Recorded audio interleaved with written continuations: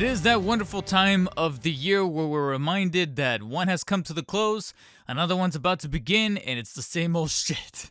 But being the gamer that I am, it's time to count down the top 5 video games of the year, specifically for 2022. And honestly, there was some good stuff released this year. As far as gaming is concerned, it wasn't necessarily dry. It wasn't, but at the same time, it wasn't like the banger year that, say, 2018. It came close, but it wasn't on the level of 2018, because 2018, goddamn, and even 2020, I would say 2018 and 2020, within the past 5 years or so, are probably the 2 years to me that stand out. In between, there were some definite highlights, but also some droughts. I would argue that 2021 was probably one of the driest years in gaming, as far as there was probably like one or two releases that were huge, but overall, I mean, can it be any drier than to have It Takes Two be the game of the year? Not saying that it wasn't game of the year level, but just think about It Takes Two, and then think about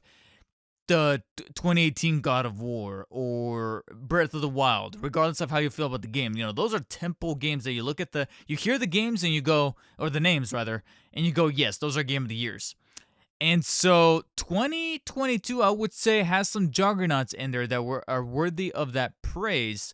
And I want to go ahead and just break down what I thought were my personal favorites out of the year, along with some honorable mentions. Now, of course, I'm not going to be able to list what many could regard as their favorite game of 2022, should you be listening to this on your favorite podcast platform of choice, or on YouTube as a separate video on the Dark Spidercast YouTube channel. Because a couple of things. One, obviously, this is my own personal list. There's going to be some differing opinions, especially when we get to a particular honorable mention. But outside of that, there's also the fact that I'm your average Joe. Despite being a content creator, I'm not working for some publishing website or journalistic website. I'm not, nothing from IGN, Kotaku, Polygon, etc. There's no ties to that, so I don't get review codes, I don't get anything like that. Most of the games that are going to be found on this list are actually games that I had to go and either buy out of my own pocket, or they came to the mercy of Game Pass and I was able to get access to them in that manner. So those are, quite frankly, the main caveats. For now, let's start off the list with number 5 video game of 2022, again, out of my own personal list.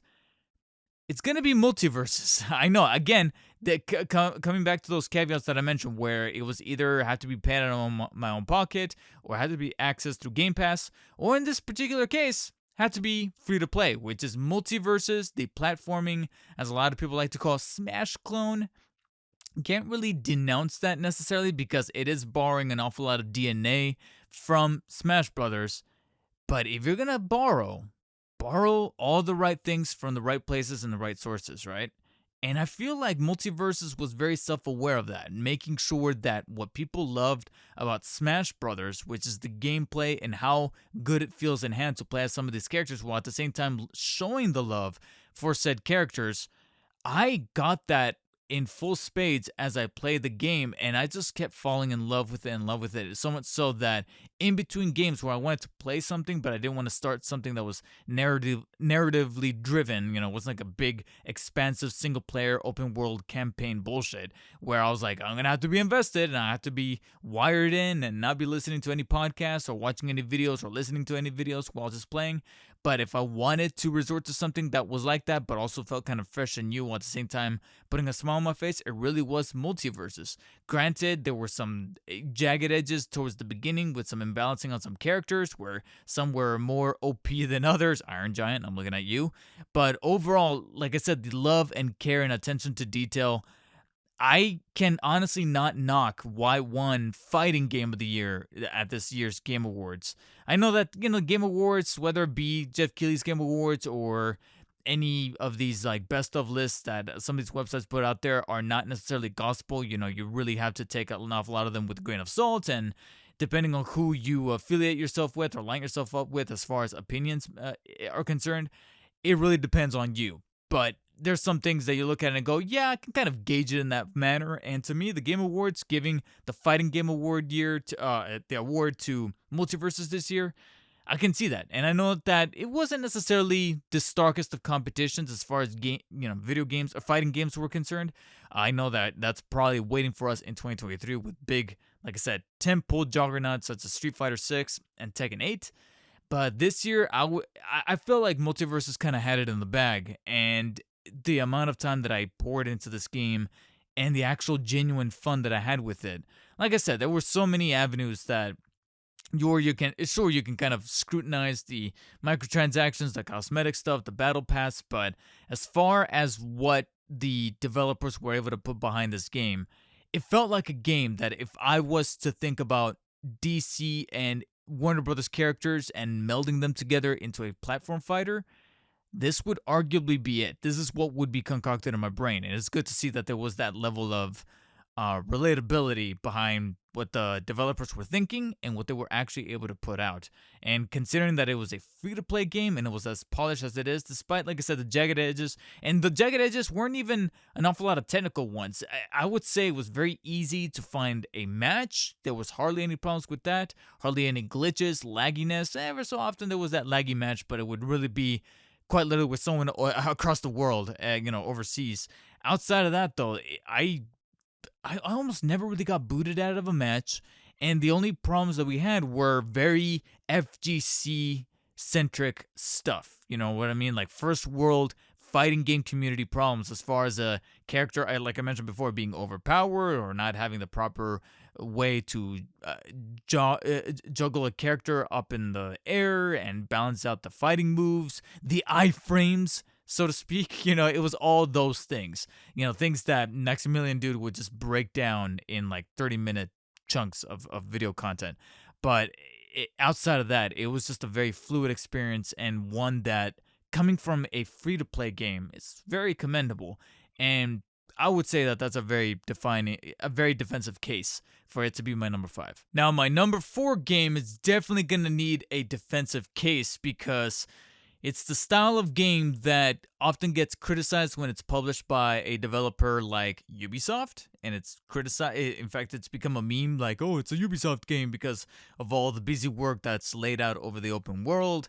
But because it's coming from a first-party studio from Sony, specifically Guerrilla Games, and it's also coming out on another year where you had an even bigger game, a bigger open world game taking an awful lot of the acclaim and glory, kind of like the predecessor did in 2017 with Breath of the Wild. You can probably put all the clues together and realize what my number 4 game is. It's Horizon Forbidden West Horizon 2, because it's another game that I just felt really comfortable in. Yes, it has an awful lot of the checkboxing that gets criticized these days with an awful lot of games that makes the argument for a game like Elden Ring to not hold your hand, or other games that take chances in being a bit more exploratory or being a bit more obtuse as far as letting the player take control as opposed to, this marker saying, pick up this, pick up that.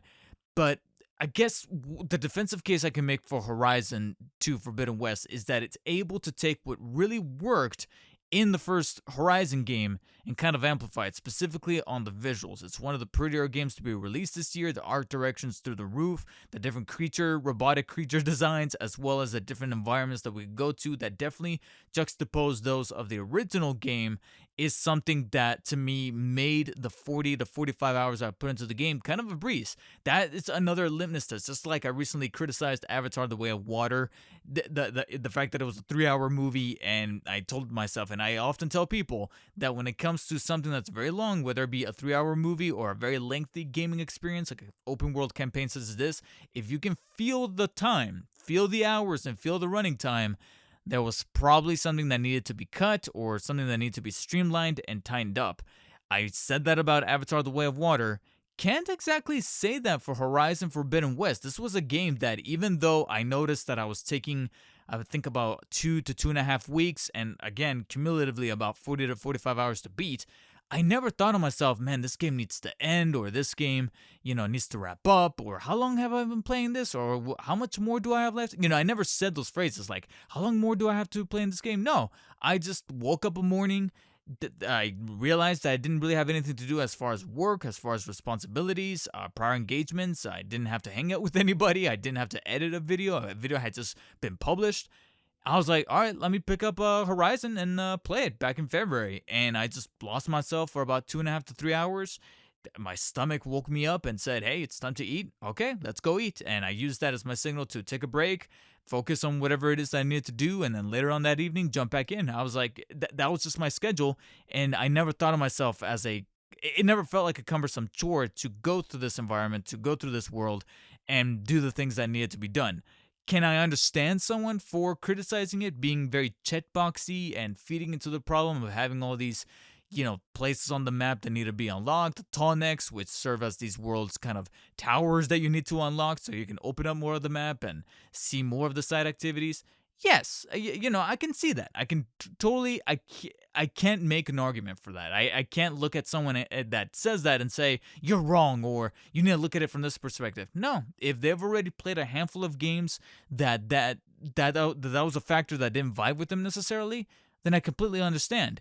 To me, though, it was doing enough right for me to be able to look past that and engage me in the mystery as to why things are going haywire on this world. One objective criticism that I will, however, hit the game and tell them, hey, this is definitely something that does not need to persevere going into a third potential game, should there be one, considering that we are getting DLC, which is cool to see that we're getting DLC set in Hollywood, out of all places, so that's going to hit quite literally close to home. I don't live in Hollywood, but I am in the Southern California area, so it's kind of like a more relatable place for me.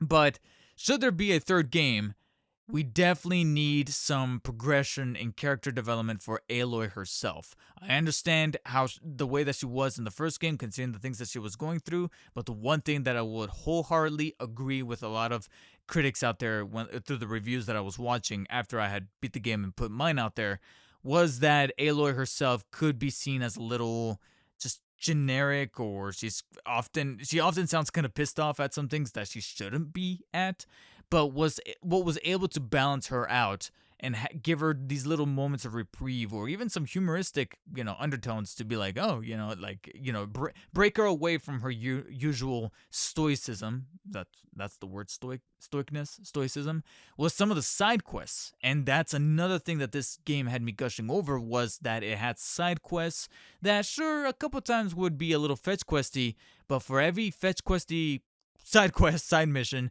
there would be like 2 or 3 that actually had some kind of narrative hook of a character that had gone missing, or this person that needed rescuing, or this person that was trying to achieve a goal for a loved one that had passed, something like that. I can't remember. Admittedly, there's some that I can't remember specifically, but I remember there were some where I'm like, yeah, I kind of have to do this before we do the main story.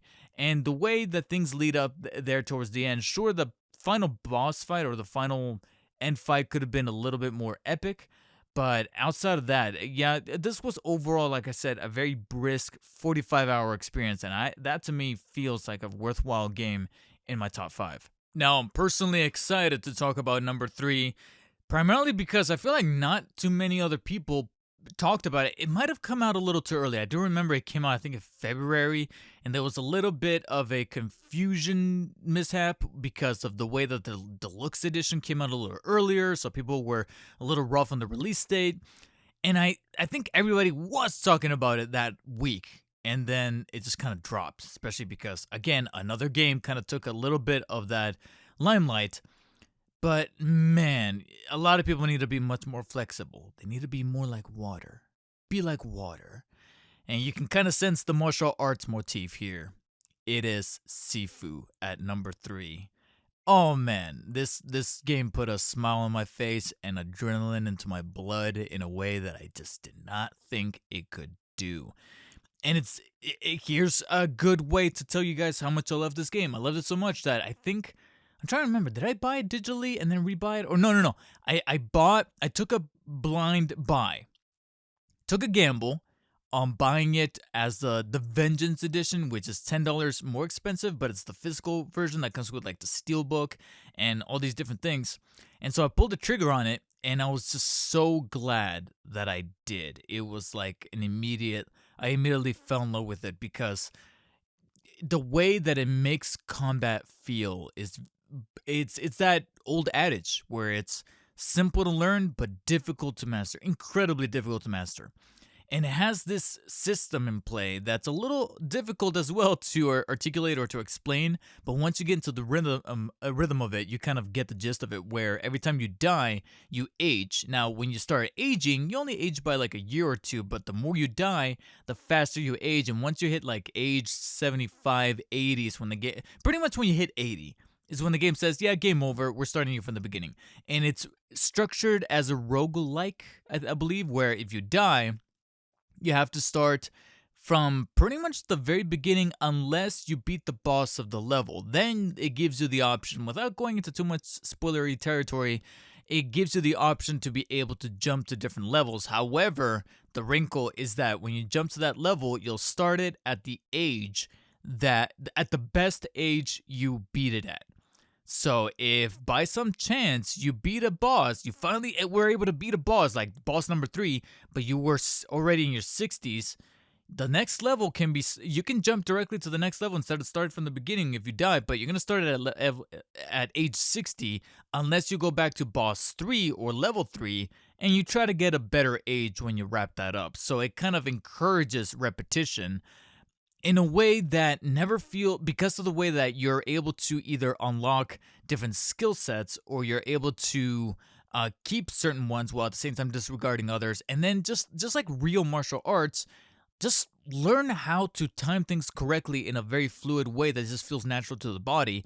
It keeps things from feeling fresh. I understand if maybe some people here or there will see the same hallways, same enemies over and over, and that's why whenever that would happen to me, I would treat it as those games where I'm not going to say it's a grind fest because you're technically not grinding for loot or anything like that, but I would just treat it as training, as legitimate training, like when you're going to the gym and you're jogging or you're lifting certain weights or whatever, and you put on music. You put on something else to just keep you on your toes as far as freshness, as far as something to just kind of keep you going and motivated that way. And there's a bombing soundtrack here in Sifu. But ever so often, I would hear the same track, and I would then take off the headset off the game and then put it into my laptop to then listen to a podcast or whatever, while at the same time training my hand-eye coordination to make sure that I get my skills down so that when I got to that third boss and I beat it, I was no longer beating it at age 60. I was now at 40, so going into boss 4 or level 4, I was like, you know what, I got this. And the bosses, there's one in particular that is incredibly cheap. I will give it that. But outside of the cheap one, they're very focused on getting patterns down right. They're very memorable. Got great music, great villains, a lot of great camera work and cinematography and blocking that's very reminiscent of Kurosawa films without being overly Kurosawa, because there was one other game that came out this year that was a definitive homage to Kurosawa, but a little too much, to where sometimes the camera work kind of got in the way of the gameplay, and I was kind of like, well, what was the point of making it into a game? You might as well have made it into like a visual, a visual novel, an interactive novel, or something like that. I'm talking about Trek to Yomi. But outside of that, it's treated in a very, like a fusion between a Bruce Lee movie and a Kurosawa film with the cinematography and the way that everything is just kind of blocked and put together, while at the same time, the gameplay itself being very addictive. Like, it has that one more time kind of functionality to it. And like I said, outside of the cheap boss with the staff, it's the second boss that I looked at and said, yeah, fuck you. As soon as I get my best age beaten out of you, when I am able to finally look to myself and go, okay, I can move on, I'm never replaying you. I'm replaying the others to gain enough experience points to unlock certain trinkets and things that I'm able to take with me. Because when you unlock a skill, you can unlock it during your run, but if you get killed, you lose it. However, and that to me, that always is one of the detractors for me for roguelite, or roguelike, whatever you want to call it. But what made me go, oh wait, hold on, is that if you are able to unlock it a certain amount of times through your run, unlocking it one final, I want to say like 5th or 6th time, you can keep it throughout as many, it's permanent. It becomes permanent through your runs, and I'm like, so that encourages the repetition. It gets a little grindy, but at the same time, I can actually keep this to not make it grindy later. I like that. That was different from other roguelikes, and I'm like, let me try this, and that's what fed into the addictive nature. Where it's that style of game that, on paper, if you were to go from beginning to end, you could beat it in like 2.5 to 3 hours. But of course, that's only if you're a fucking robot. For me, it took me about 20 hours, 20 to maybe 25. But admittedly, I want to say half of those hours were voluntary, were me just trying to master my skill, unlock more skills, and keep them permanent, and just trying to squeeze as much juice out of this very fruitful game. And again, outside of that cheap boss, or what admittedly is a bit of a cookie cutter storyline, your typical vengeance stuff that you find in an awful lot of these martial arts movies or properties, nothing to really write home about, but it's using it as a template to deliver on great, memorable gameplay that has me looking forward to what the developers have up next. Usually, the last two games in my top five are games that are able to then stir a little bit more emotion out of me, along with great gameplay, art direction, and storytelling. So, taking the silver medal is the game that was able to in second place, move me to an emotional level that had me go, God damn, that is fucked up. And that is A Plague Tale Requiem. Admittingly, I do prefer the much more streamlininess of the first one, and that's an awful running theme that I've been finding in an awful lot of sequels these days, specifically when we get later down the list here.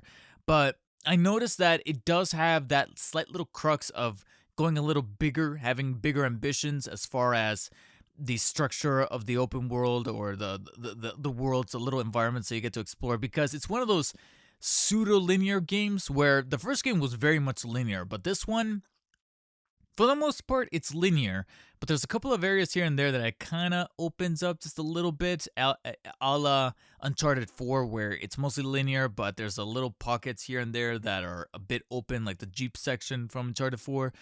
This kind of has that, just not to that extreme, because it is still dealing with a AA studio that doesn't have necessarily the money that someone like Naughty Dog is able to fork over for some expansive development on those environments. So it's not going to be as open or as huge, but it kind of structures itself the same way. I personally prefer the way that the first game structured the way it was able to tell its story.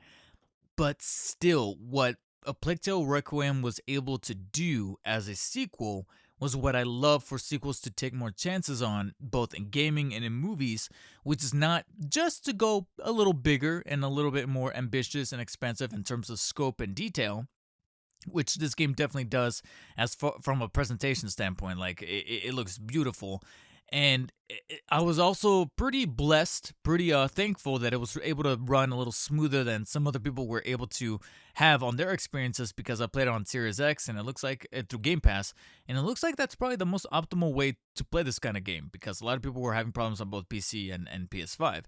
So I was thankful enough to not have too many glitches or things like that. I think one time the game did freeze, but then it unfroze after like 5 seconds, and there was one other segment that involved a puzzle that a secondary character needed to participate in, and that second character disappeared, and I had to restart from the last checkpoint, which involved killing a couple of dudes again. So yeah, a couple of technical frustrations here and there, but beyond that, what I was trying to get to before I I kind of derailed myself, was that the thing that I love for sequels to do more, just like Plague Tale Requiem was able to do, was to progress the characters forward, to actually give them a story, or at least an anchor point, that Amicia and Hugo here are naturally able to follow after the ending of the last game.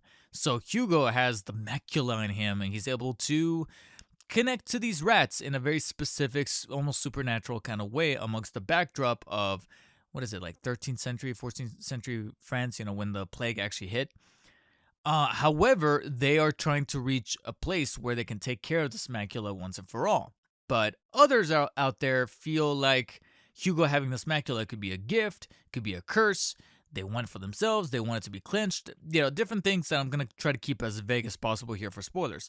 But it's a very natural progression for our characters that takes them in places that are very, very dark. Specifically, Amicia, who, by the way, the actress, I can't remember her name. I'm sorry. I feel terrible not remembering her name. But when I beat the game, I told myself, yeah, she needs to be nominated for best performance, and I was so glad that she was up in the running. If it wasn't for another actor who definitely was probably gonna take it, but it's good to see that if it wasn't for him, she might have had a shot because that's how riveting her performance is. You can hear it in her voice and in her inflections and probably even in her mocap. So I don't know if she just did voice and didn't do mocap or if she did do mocap.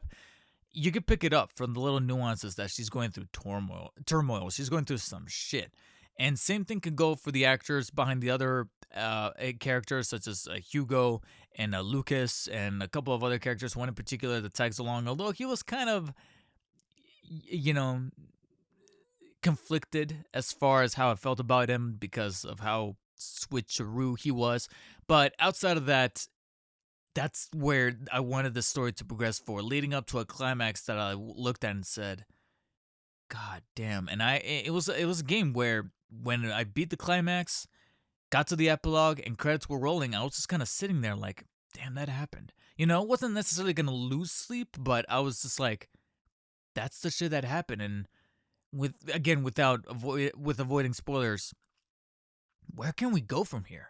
Really, in the series, can there be a DLC? Can there be a spin-off? Can there be a legitimate third game? Maybe not. Maybe Asobo, I think, is the developer, and Focus, who's the publisher. Maybe they can go in a different direction, brand new IP, and whatever it is, I'm definitely looking forward to it because if this is what they were capable of doing with the Plague Tale series, leading to this climax, then I'm all for it. For now, though, what I was left with here from a storytelling perspective, from a gameplay perspective, gameplay is the same. It's for the most part the same as the first game, except they were able to give you a couple of things here and there that did amplify and encourage you to try different things as Amicia, because it's still a very stealth-focused game, but it's definitely, to me, a bit of a bit of a pro, a bit of a praise to the game that me not being a stealth guy, I'm actually down for this game to play it in stealth to avoid as much detection as possible.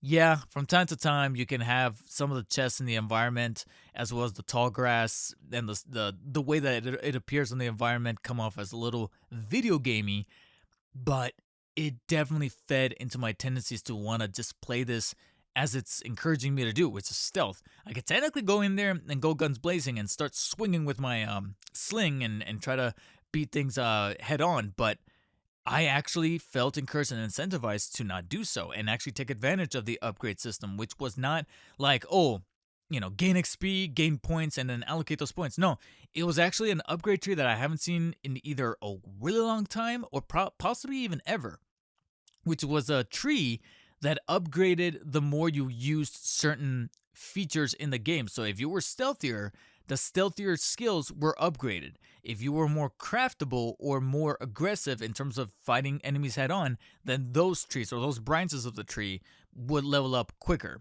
So by the end of the game, you have that more experience or those skills more unlocked. But it really depends on how you play. It's not like you gain XP from completing missions, and then even though you were stealthy, you're going to put those points towards being, having more health or having more damage output. No, it's not like that. It's not a traditional RPG. And I like that. It felt natural. It felt like it fit for a game of this caliber. And it was just very curious and very different for me to get that experience kind of out of the game, out of the gameplay. And a couple things here and there, like I said, they felt like they just took them and lifted them from the first game, but if it ain't broke, don't fix it. And I love the fact that Amicia is able to get up from certain instances from getting hit in the head instead of being a one-shot kill. So that was a definitive improvement. But again, if it ain't broke, don't fix it. And it looks like that was a very strong step in the right direction. And I am looking forward to seeing what the devs do next, but the ending of the impactful nature of this game definitely left me in a very pensive state. And that's generally what I have reserved for the numbers 2 spot. So obviously that's going to leave us with the number 1 spot, but of course I have to do this. Before we get to that, honorable mentions, and I'll try to brisk through them quickly, especially because I have a gargantuan and potentially controversial one here towards the end. So first honorable mention is another Game Pass game, Nobody Saves the World. I thought was actually a really fun romp and a very addictive one, especially with all the different powers that you get to play with, leveling up those powers and going through the different world. And it definitely felt like a game that I probably could have just played on the Switch because of the low, I don't want to say low effort, but it's 2D, it's cartoon in its aesthetic, and the story's not all that crazy, but it was definitely a game that had me hooked with its humor, its quirky design aesthetic, but more so it's those powers that I can switch between, take on the different forms, get different power. There's like dozens of different powers that I can kind of allocate and try to improve on as I explore this world in a very top-down 2D classic Zelda sort of approach. But it was a very fun experience that I didn't think to myself I was going to get hooked on, and I was. I played it for like 20, 25 hours, beat the game, and it was a fun experience to get these powers and defeat a bunch of enemies showing up on screen. And yeah, it was definitely an honorable mention that I walked away from going, yeah, I gotta mention this by the time I get to my list. Triangle Strategy on the Switch. This was also a similar game that had a very dense lore that hooked me a bit more than its story, because the story, it's very political, and I don't mind political driven, subplots and things going on in games, especially when they're told in a very comfortable and very nuanced way. At times, the voice acting as well as the writing for the dialogue of these characters could come off as a little, we're very high up there, so we have to show off high up there we are. That kind of traditional dubbing you get in Japanese games. But the actual strategy in Triangle Strategy is really what compelled me. I think that's the word that really comes to mind, is compelling. I found Triangle Strategy more compelling than I was giving it credit for, because I found myself just kind of cozying up to the story, to the lore between these lands, and like I said, the political intrigue and hearing these. It's like, I really hope I don't sound like I'm being a little bit trivialistic saying this, but it's almost like baby's first Game of Thrones. Like, I can see Triangle Strategy on the Switch, a kid playing or a teenager playing it, and then something clicking in their brain saying, wow, this is very intriguing. I wonder what other kind of properties out there are like this, and they discover Game of Thrones. And if they can look past the violence and the sex and the things that kind of go down in that show, they could probably latch onto the political intrigue and the plot kind of thickening as someone betrays who and conspires against this other person, and they just get sucked into that. That's probably one of the things that they love about those kind of properties. And going beyond the realm of Game of Thrones, they can find other things. So that's one of the alluring elements about Triangle Strategy that really suckered me in. The pixel art and the way it's able to play with deep focus, whether you're in between cutscenes, navigating the world, or during some of these asymmetric battles, strategic battles. And like I said, it's really thought-provoking as far as where to put your characters and making sure that each one's have that right amount of the magic points and strength, and knowing what plays how and what roles they have in terms of defense versus attack. And it actually kind of got me sucked in. I don't know if I'm like a full strategy head now. I don't know if I'm gonna like go into the realm of tracking down Final Fantasy Tactics or Ogre Tactics or others of these ilk, but it's a good gateway drug into that genre. Now, they won't necessarily make my top 5, let alone game of the year, but there are a couple of indie darlings I have to give some credit for being kind of unique. Stray is being one of them. Honestly, Stray is the definitive game that comes out almost every year where everybody praises it for being this very abstract and nuanced thing, and everybody loves it, and I'm just like, I mean, there's some elements about it that are very unique, such as the fact that you get to play as a cat, but outside of that, the gameplay is just way too simple for me to actually give it any kind of slots. In fact, this is Stray, out of all the honorable mentions, is the one that is definitely an honorable mention because of the uniqueness of playing as a cat and the little nuances where you can kind of tell that the people were in fact cat people, and they took that into account when making the game.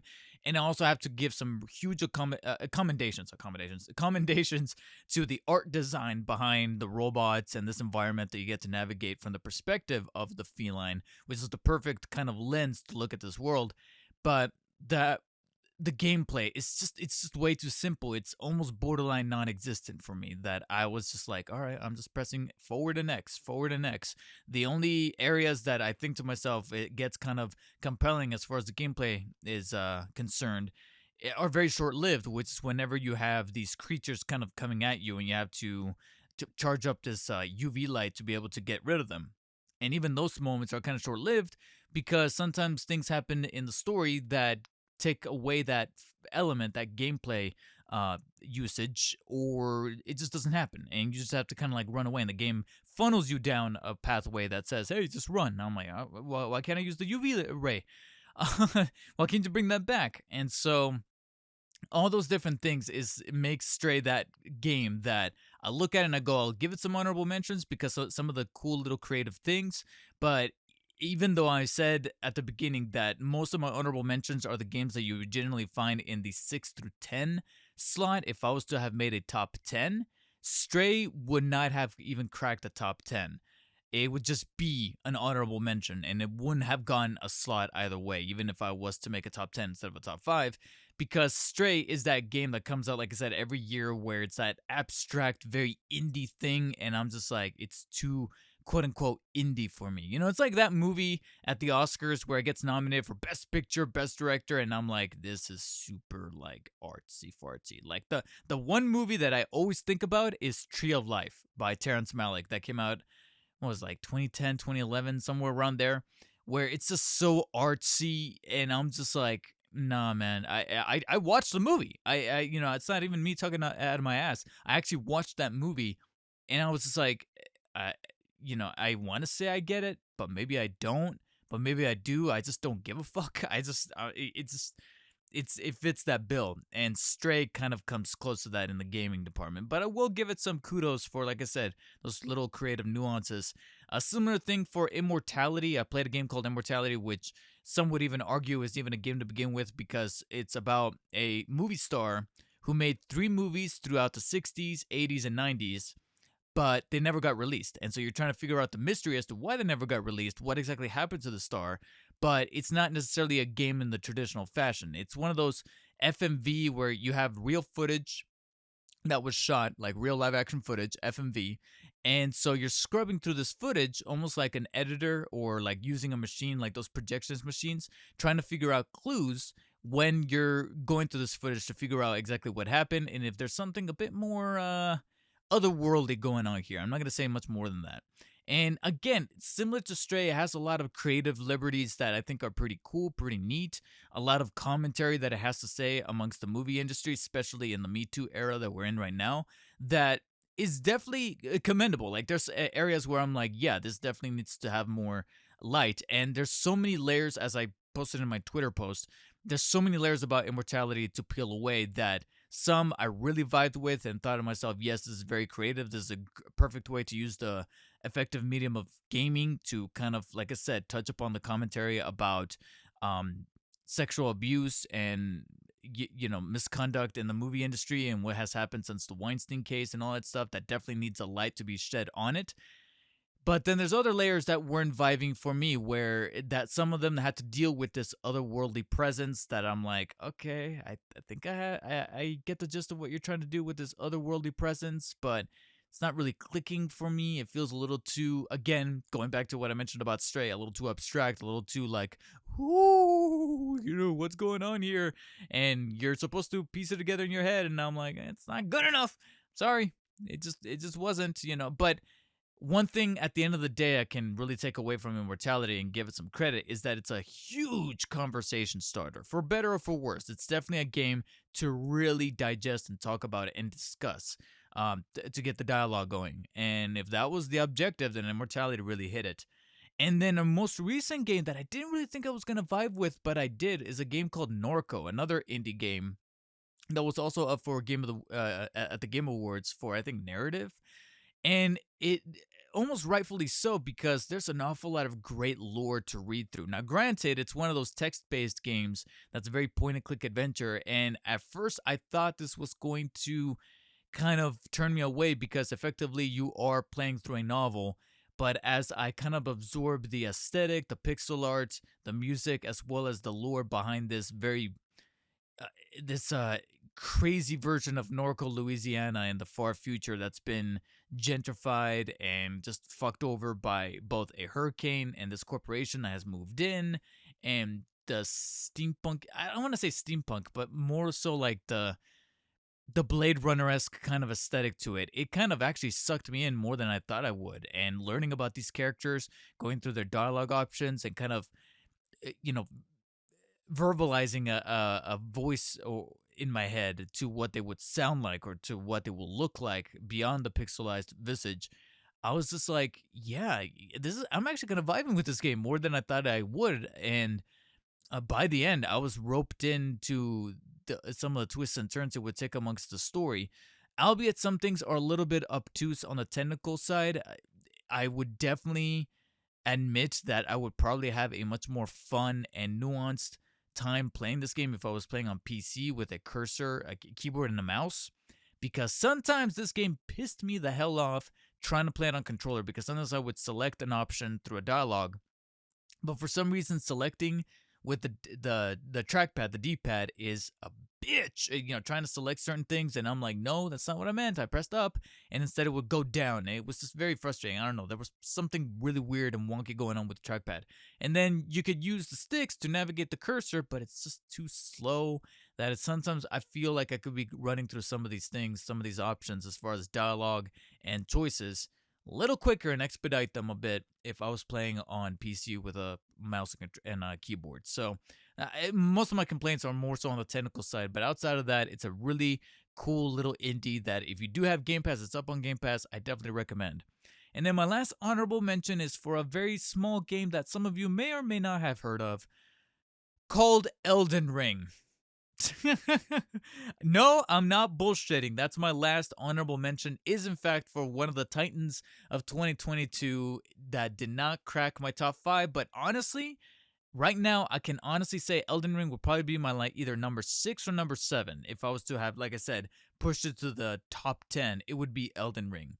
And the only reason why it either didn't crack the top 5 or it's not being talked about by me more, it's because I didn't really play it that much. This is Elden Ring we're talking about, and I only managed to crack about 7 hours into the game. It's gargantuan as far as the open world, what you get to do, but the reason for why it gets an honorable mention is because it's definitely a Souls game that is speaking to me in that way that it spoke to an awful lot of people that still didn't gravitate towards an awful lot of Souls games, which is the fact that it's not very linear.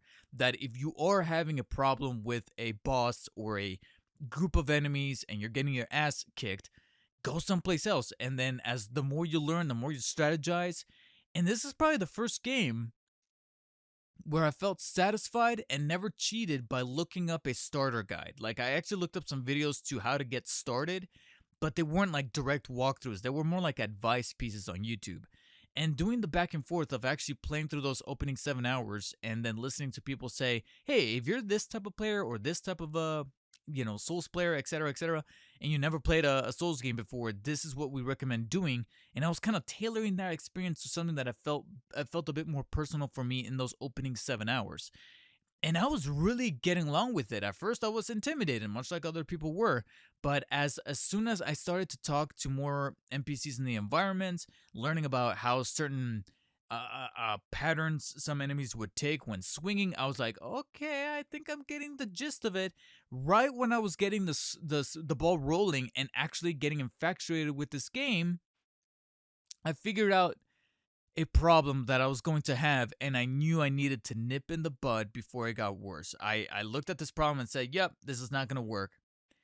And that is that this is definitively a game that you cannot game share with anybody.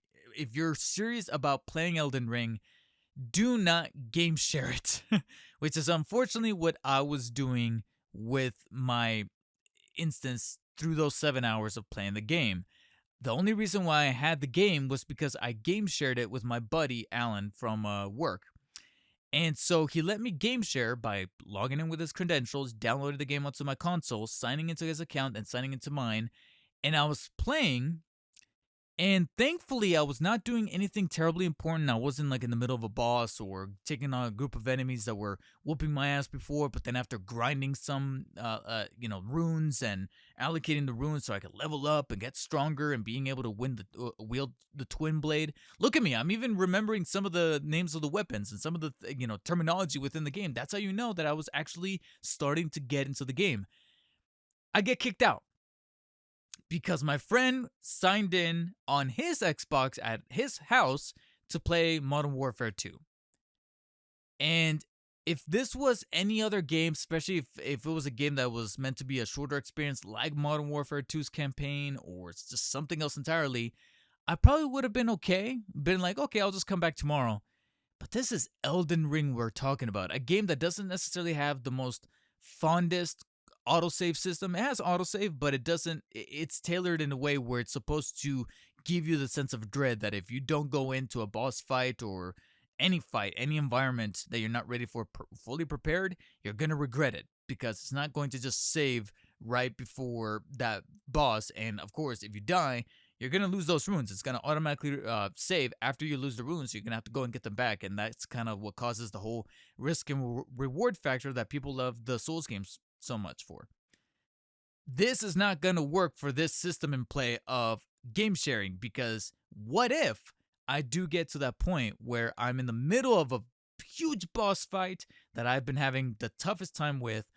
They got like a sliver of health left, and then my buddy signs in and kicks me out. No, no. I appreciated the gesture of him letting me game share the game. I'm glad that I was able to get 7 hours into it to finally find out for myself that this is going to be a game for me. And frankly, right now, I feel like it could be. I feel like it can reach the potential of being Game of the Year level or maybe even Game of All Time level, at least in the top 10, top 15 ish or so of me being alive and being a gamer for so long. It has the potential of achieving that accolade. But I'm just going to have to put Elden Ring on hold until I'm ready to own my own copy, which right now, of course, it's a little tumultuous, being that I'm a bit kind of sort of broke. And off my console of choice. It doesn't necessarily have to be Xbox. From what I'm hearing, people are saying that it runs at a buttery smooth 60 FPS now with some patches on PS5. And also, there's the concept, the overall idea that I can play on the go if I was to buy it on Steam, because then I'll be able to play on Steam Deck, and then when I get home, I can play on my souped up rig on the major tower and play at the highest rating settings, and then being able to pull up that save file from my Steam Deck via the Steam library. Boom.